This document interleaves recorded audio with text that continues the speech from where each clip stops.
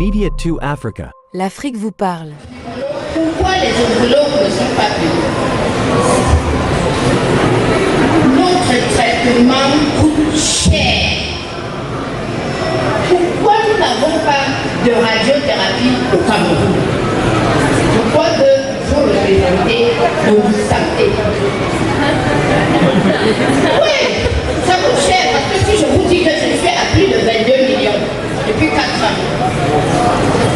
Triste réalité. Plusieurs Africains, comme cette patiente atteinte du cancer depuis des années, sont en souffrance. Au Cameroun, le constat est encore plus alarmant.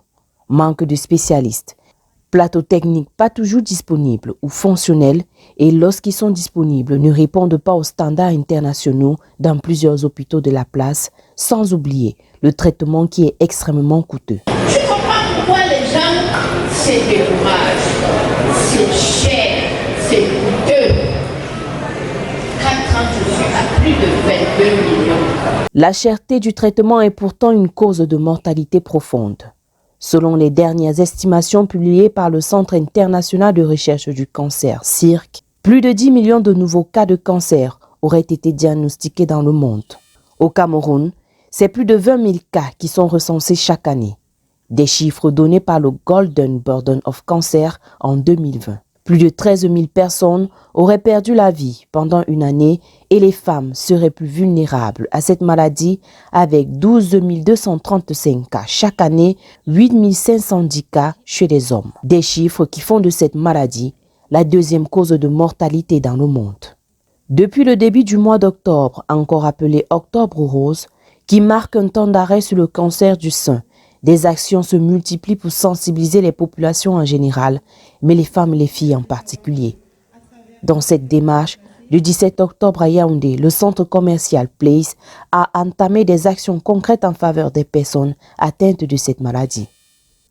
Une foule nombreuse s'est réunie dans le but d'échanger avec les spécialistes sur le dépistage, les méthodes d'accompagnement et écouter des success stories en compagnie de personnalités qui prêtent une attention particulière à cette cause. Mais c'est un combat qu'on mène durant toute l'année au fait. J'aime bien dire aux gens que le cancer du sein, ce n'est pas seulement en octobre rose, parce que chaque jour de l'année, chaque mois, on a des femmes qui meurent de cancer du sein. Mais ce combat, pourquoi? Parce que j'ai perdu une amie proche à l'âge de 12 ans. Et je me suis fixée comme objectif d'aider ces femmes, de les accompagner, d'aider ces jeunes filles qui sont ignorantes face aux signes, aux symptômes du cancer du sein, pour qu'on puisse prévenir, comme on aime souvent le dire, prévenir vaut mieux que guérir. Et il est important pour nous tous d'être en santé, il est important pour la femme, la mère de l'humanité, d'être en santé. Avec les avancées notoires en santé sur cette maladie, plusieurs femmes réussissent malgré tout à s'en sortir. Évitons d'aller chez les marabouts. Allons à l'hôpital. Parce que beaucoup, après avoir fait par exemple la chimiothérapie, essaient d'aller chez les marabouts parce qu'on évite d'enlever le sein. Oui, on a enlevé le sein, mais moi je suis là, même ça me saigne, je suis debout. Et je suis certaine que tu n'as plus fait. Cependant, il reste encore plusieurs limites dans le traitement en Afrique en général et au Cameroun en particulier.